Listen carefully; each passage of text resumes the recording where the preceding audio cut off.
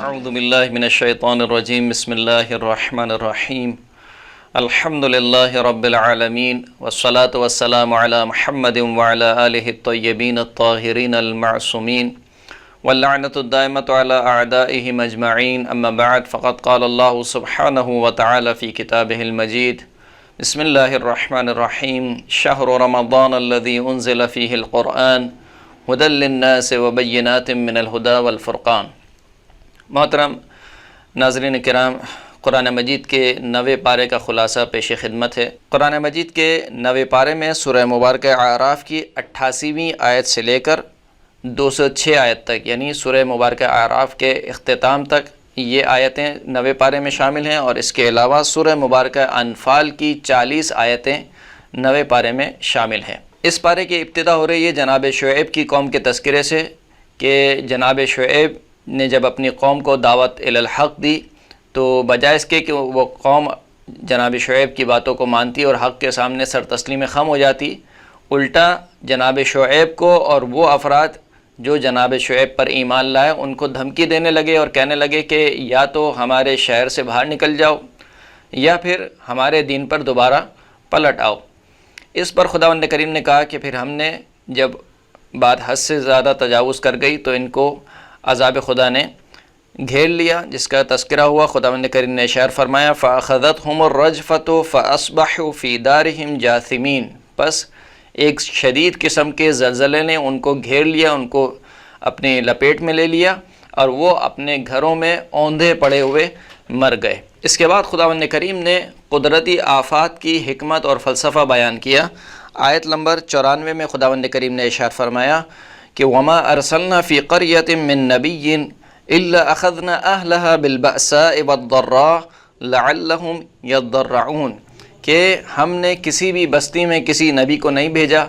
مگر یہ کہ اس بستی والوں کو اللہ نے شدید تکلیف میں اور سختی میں گرفتار کیا۔ اور کیوں شدید تکلیف اور سختی میں گرفتار کیا؟ لعلہم یضرعون، کہ شاید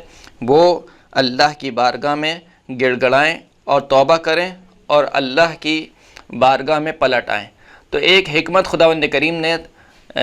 طبعی اور قدرتی آفات کی یہ بیان کی کہ خداوند کریم جب زلزلہ بھیجتا ہے یا مثال کے طور پر آندھی آتی ہے یا طوفان آتا ہے، اس کی ایک حکمت یہ ہے کہ وہ سوئے ہوئے لوگ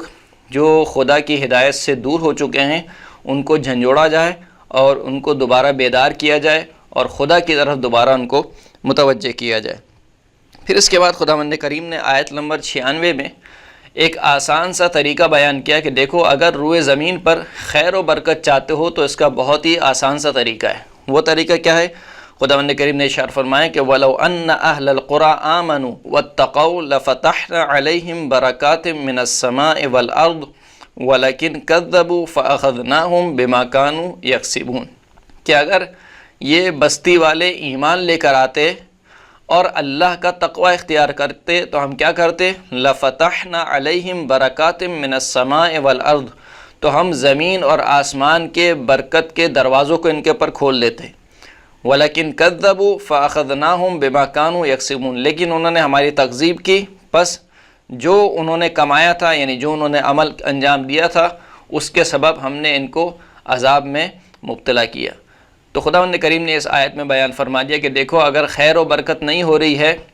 یا مثال کے طور پر مال میں برکت نہیں ہو رہی ہے تو یہ دیکھو کہ تم خدا سے کتنے دور ہو رہے ہو۔ جو شخص بھی خدا سے دور ہوگا اس کی زندگی تنگ ہو جائے گی، اس کی زندگی میں خیر و برکت اڑ جائے گی۔ لہٰذا اگر اپنی زندگی میں خیر و برکت چاہتے ہو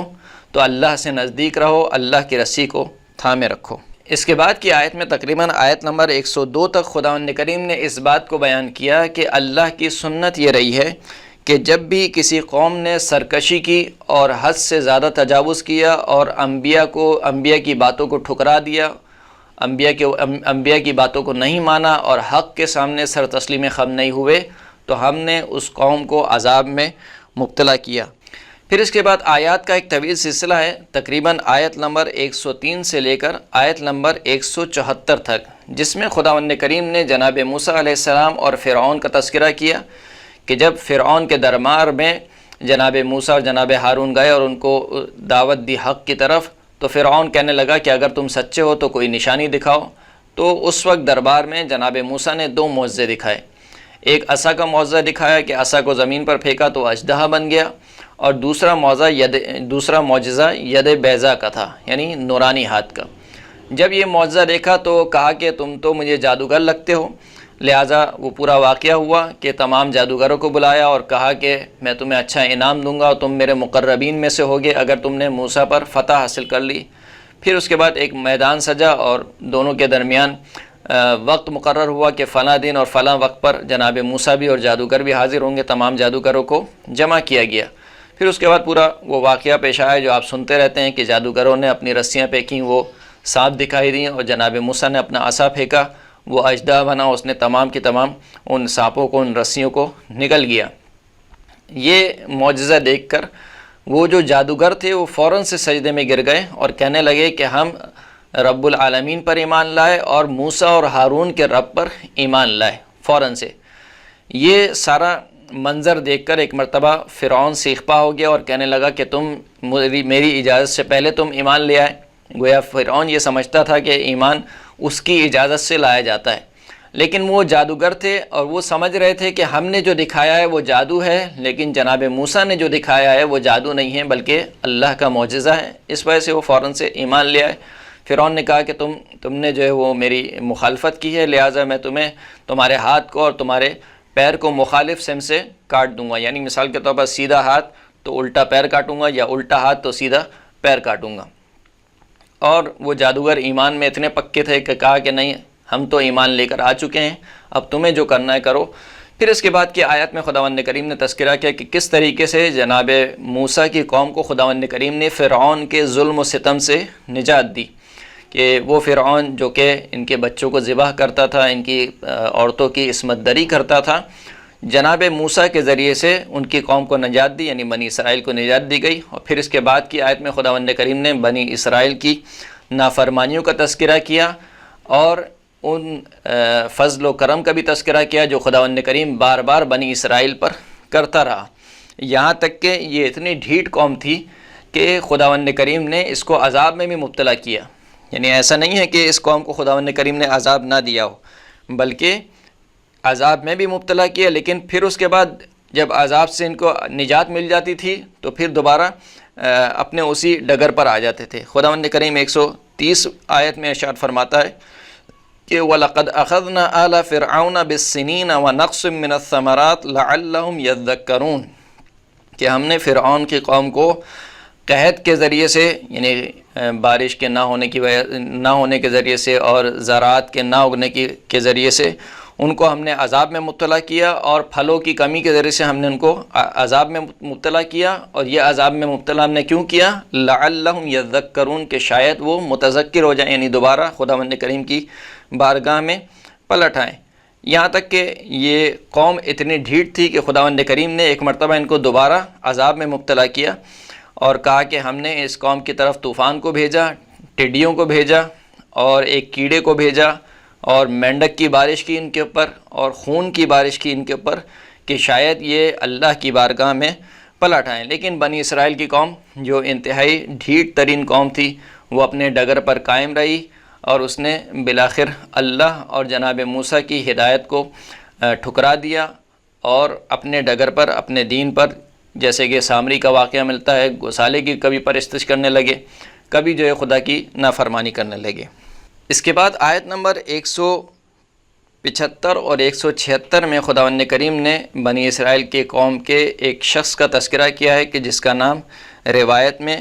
بلعم ابن باعورہ ملتا ہے۔ یہ بلعم ابن باعورہ کہ جس کے بارے میں روایت میں ملتا ہے کہ اس کو خداوند کریم نے اسم اعظم عطا کیا تھا اور یہ مستجاب الدعوہ تھا۔ جب جو ہے وہ بلعم ابن باعورہ کی قوم نے جناب موسیٰ اور ان کی قوم کو دیکھا کہ وہ ایک لشکر لے کر آ رہے ہیں، تو انہوں نے سوچا کہ یہ جو ہے اب ہم پہ چڑھائی کریں گے، لہٰذا بلعم سے کہا کہ اب وہ جناب موسیٰ کے خلاف دعا کرے، یعنی کیونکہ مستجاب الدعوہ تھا۔ بلعم نے پہلے تو انکار کیا، لیکن جب اس کی قوم نے بہت اصرار کیا تو پھر وہ راضی ہو گیا اور جناب موسیٰ اور ان کی قوم کے خلاف دعا کرنے پہ راضی ہو گیا۔ تو پھر خداوند کریم نے اس سے وہ اسم اعظم جو خداوند کریم نے اس کو عطا کیا تھا وہ اس سے چھین لیا۔ خداوند کریم اس بارے میں ارشاد فرماتا ہے کہ وَاتْلُ عَلَيْهِمْ نَبَأَ الَّذِي آتَيْنَاهُ آيَاتِنَا فَانْسَلَخَ مِنْهَا فَأَتْبَعَهُ الشَّيْطَانُ فَكَانَ مِنَ الْغَابِينَ کہ اے حبیب آپ ان کو بیان کریں اس شخص کا قصہ کہ جس کو ہم نے اپنی آیتیں عطا کی تھیں، یعنی اسم اعظم عطا کیا تھا، فَانْسَلَخَ مِنْهَا، لیکن وہ ان آیتوں سے جدا ہو گیا، باہر نکل گیا، یعنی اس نے جب جیسے ہی ارادہ کیا کہ جناب موسیٰ اور ان کی قوم کے خلاف بد دعا کرے تو وہ گویا ایک طریقے سے اس نے اس اپنی معنوی طاقت کو کھو بیٹھا۔ فَأَتْبَعَهُ الشَّيْطَانُ، اور شیطان نے اس کی اتباع کی، فَكَانَ مِنَ الْغَاوِينَ، تو وہ بھٹکوں ہوئے میں سے ہو گیا۔ پھر اس کے بعد خداوند کریم نے فرمایا کہ وَلَوْ شِئْنَا لَرَفَعْنَاهُ بِهَا وَلَكِنَّهُ أَخْلَدَ إِلَى الْأَرْضِ وَاتَّبَعَ هَوَاهُ۔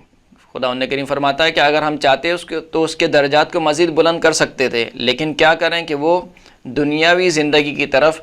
مائل ہو گیا، یعنی چند پیسوں کی خاطر اور دنیا کی خاطر اس نے اپنا یہ مقام جو کہ خداوند کریم نے اس کو دیا تھا کہ مستجاب الدعوہ تھا، اس درجے کو نہ صرف اس درجے کو کھو دیا بلکہ اس کے بعد والے درجے پہ جو خداوند کریم کہہ رہا ہے کہ ہم اس کے درجات کو بلند کر سکتے تھے، ان درجات کو بھی اس نے کھو دیا۔ پھر اس کے بعد سورہ اعراف کی اختتامی آیات میں، یعنی تقریباً آیت نمبر 177 سے لے کر آیت نمبر 206 تک خداوند کریم نے کافروں کا تذکرہ کیا کہ ہم نے ان کو مہلت دے رکھی ہے، اور یہ نہ سمجھیں کہ جو ہم نے ان کو مہلت دے رکھی ہے تو گویا خدا ان سے راضی ہے، بلکہ ہم نے مہلت اس وجہ سے دے رکھی ہے کہ یہ مزید اور گناہ کر لیں یہاں تک کہ ان کا نامہ اعمال گناہ سے بھر جائے اور پھر ایک دم سے خدا کا عذاب ان کو گھیر لے۔ پھر اس کے بعد خداوند کریم نے ذکر کیا کہ قیامت کا علم فقط اور فقط خداوند کریم کے پاس ہے، کسی کو اس کا علم نہیں ہے۔ اور پھر اس کے بعد خداوند کریم نے توحید پر گفتگو کی، بالخصوص توحید در مالکیت، یعنی اگر اس کائنات کا، پوری کائنات کا کوئی مالک ہے حقیقی طور پر تو فقط اور فقط خداوند کریم ہے۔ اس کو خداوند کریم نے بیان کیا، اس پر دلیلوں کو پیش کیا، اور پھر خداوند کریم نے اپنے حبیب کو حکم دیا کہ وہ شیطان سے اللہ کی پناہ مانگے، اور پھر قرآن مجید کی تلاوت کے بارے میں ایک خاص حکم خداوند کریم نے فرمایا کہ جس کا ذکر ہوا آیت نمبر 204 میں، وَإِذَا قُرِئَ الْقُرْآنُ فَاسْتَمِعُوا لَهُ وَأَنصِتُوا لَعَلَّكُمْ تُرْحَمُونَ، کہ جب قرآن پڑھا جائے تو اس کی طرف کان لگا کر سنا کرو اور خاموش رہا کرو۔ یعنی دو حکم دیا اللہ نے کہ جب بھی قرآن کی تلاوت ہو تو ایک مرتبہ تمہارے کان قرآن کی تلاوت پر لگ جانے چاہیے، غور سے قرآن مجید کی تلاوت کو سنو۔ دوسرا حکم یہ ہے کہ خاموش رہا کرو، جب بھی قرآن کی تلاوت ہو رہی ہو تو خاموش رہا کرو۔ یہ ایک اخلاقی حکم ہے کہ جب بھی قرآن کی تلاوت کی جا رہی ہو کان لگا کر تلاوت سنی جائے اور خاموش رہا جائے۔ اور پھر خداوند کریم نے آخر میں اپنے حبیب حضرت محمد مصطفیٰ صلی اللہ علیہ وآلہ وسلم کو حکم دیا کہ صبح و شام اللہ کا ذکر کریں اور غافل افراد میں سے نہ ہوں۔ فرمایا کہ وَاذْكُرْ رَبَّكَ فِي نَفْسِكَ تَضَرُّعًا وَخِيفَةً وَدُونَ الْجَهْرِ مِنَ الْقَوْلِ بِالْغُدُوِّ وَالْآصَالِ وَلَا تَكُن مِّنَ الْغَافِلِينَ، اپنے پروردگار کو اپنے نفس میں گڑ گڑا کر اور خوف کی حالت میں یاد کرو، وَدُونَ الْجَهْرِ مِنَ الْقَوْلِ، اور جب اللہ کو یاد کرو تو اللہ کو یاد کرنے کے لیے آواز کو بلند کرنے کی ضرورت نہیں ہے، چیخ کر چلانے کی ضرورت نہیں ہے۔ بالغدو والآصال، صبح و شام اللہ کو یاد کرو، ولا تکم من الغافلین، اور خبردار غافل افراد میں سے نہ ہو جاؤ۔ یہ تقریباً خلاصہ تھا سورہ مبارکہ اعراف کی باقی ماندہ آیات کا۔ اس کے بعد جو 9ویں پارے میں سورہ مبارکہ انفال کی 40 آیتیں ذکر ہوئی ہیں۔ سورہ مبارکہ انفال کے بارے میں امام جعفر صادق علیہ السلام ارشاد فرماتے ہیں کہ من قرأ سورۃ الانفال و سورۃ براءۃ فی کل شہر لم يدخلہ نفاق ابدا وکان من شیعۃ امیر المؤمنین علیہ السلام۔ فرماتے ہیں کہ جو شخص بھی ہر مہینے میں سورہ مبارکہ انفال اور سورہ مبارکہ براءت، جس کو سورہ توبہ کہا جاتا ہے، اس کے بعد کی سورہ ہے، سورہ انفال اور سورہ براءت کی تلاوت کرے گا ہر مہینے میں، تو کبھی بھی اس کے دل میں نفاق داخل نہیں ہوگا، اور ایسا شخص امیر المؤمنین علی ابن ابی طالب کے شیعوں میں سے ہوگا۔ سورہ انفال کی ابتدائی آیت میں مال غنیمت کا تذکرہ ہوا کہ جنگ بدر کے موقع پر جب مسلمانوں میں کچھ اختلاف ہوا کہ یہ مال غنیمت کس کا ہے تو وہ پوچھنے لگے، فرمایا کہ یسألونک عن الانفال قل الانفال للہ والرسول فاتقوا اللہ واصلحوا ذات بینکم وَأَطِيعُوا اللَّهَ وَرَسُولَهُ إِن كُنتُم مُؤْمِنِينَ کہ اے حبیب یہ آپ سے انفال کے بارے میں یعنی مال غنیمت کے بارے میں پوچھتے ہیں، ان سے کہہ دیجئے کہ انفال اللہ کا مال ہے، اللہ کے رسول کا مال ہے، پس اللہ کا تقوی اختیار کرو اور آپس میں صلح کے ساتھ رہو، اللہ کی اطاعت کرو، اللہ کے رسول کی اطاعت کرو اگر تم مومنین ہو۔ اس کے بعد کی 3 آیات میں خداوند کریم نے مومنین کی صفات بیان کی۔ خداوند کریم ارشاد فرماتا ہے کہ انما المؤمنون الذین اذا ذکر اللہ وجلت قلوبهم واذا تلیت علیہم آیاتہ زادتہم ایمانا وعلی ربہم یتوکلون کہ مومنین فقط وہ افراد ہیں کہ جب ان کے سامنے اللہ کا ذکر کیا جاتا ہے تو ان کے دل پگھل کر رہ جاتے ہیں، اور جب اللہ کی آیتیں ان کے سامنے پڑھی جاتی ہیں تو یہ اللہ کی آیتیں ان کے ایمان میں اضافے کا باعث بنتی ہیں، اور یہ مومنین فقط اور فقط اپنے پروردگار کے اوپر توکل اور اعتماد کرتے ہیں۔ پھر فرمائیں کہ الذین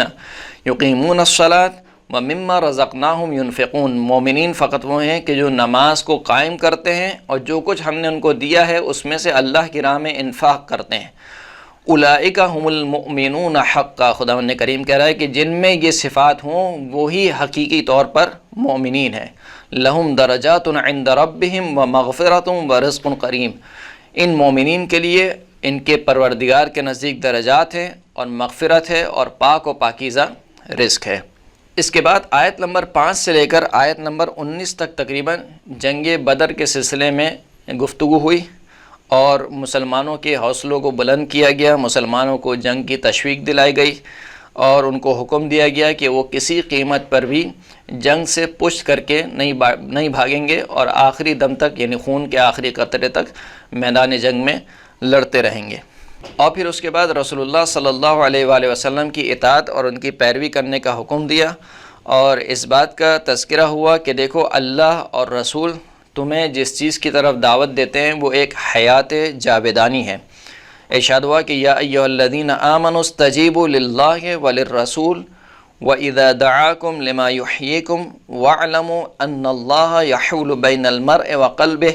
وَأَنَّهُ إِلَيْهِ تُحْشَرُونَ کہ اے ایمان والو جواب دو اللہ کو اور اللہ کے رسول کو، یعنی اللہ اور اللہ کے رسول کی صدا پر لبیک کہو۔ کب؟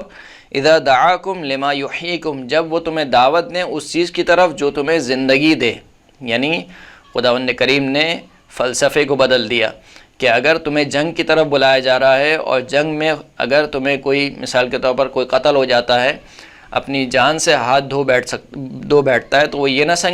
نہ سمجھے کہ اللہ اور اللہ کے رسول اسے موت کی طرف دعوت دے رہے ہیں، لما یحییکم بلکہ اللہ اور اللہ کے رسول اس کو جاودانی حیات کی طرف کہ جس کو شہادت کی زندگی کہا جاتا ہے، کہ جس کے بارے میں خداوند کریم نے فرمایا ہے کہ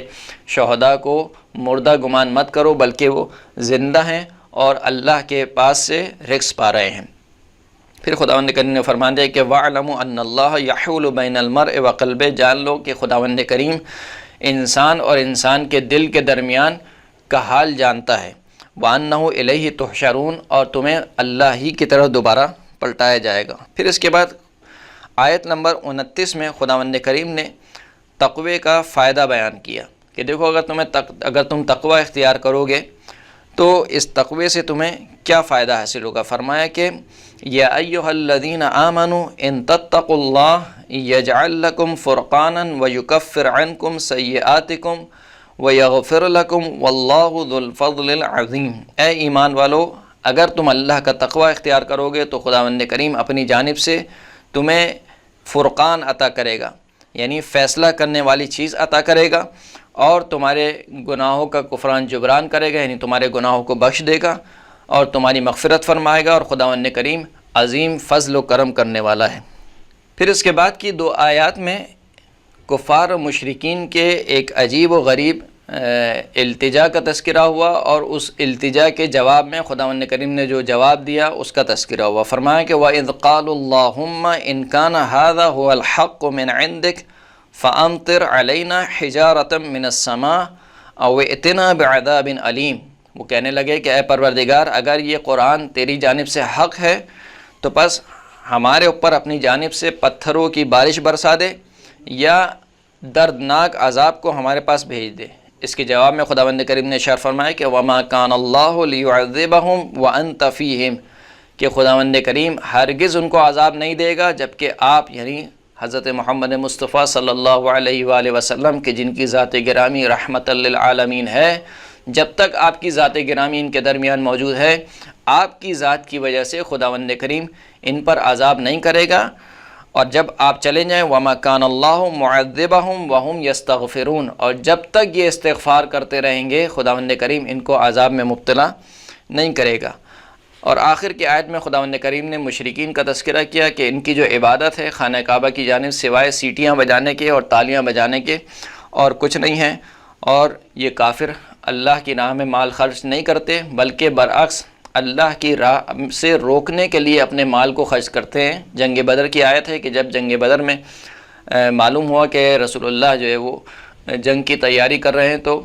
مکے والوں نے اپنا مال دینا شروع کیا اس جنگ کے لیے، یعنی مکے کے جو کفار اور مشرکین تھے انہوں نے مال و دولت جمع کرنا شروع کیا اس جنگ کے لیے۔ تو اس کا تذکرہ ہوا کہ یہ کفار اور مشرکین راہ خدا سے ہٹانے کے لیے، راہ خدا سے روکنے کے لیے اپنے مال کو انفاق کرتے ہیں، لیکن ان کا یہ انفاق کرنا خود ان کے اوپر حسرت کا باعث بنے گا۔ اور یوں اس طریقے سے تقریباً اس پارے کا اختتام ہوا۔ وآخر الدعوانا ان الحمد للہ رب العالمین۔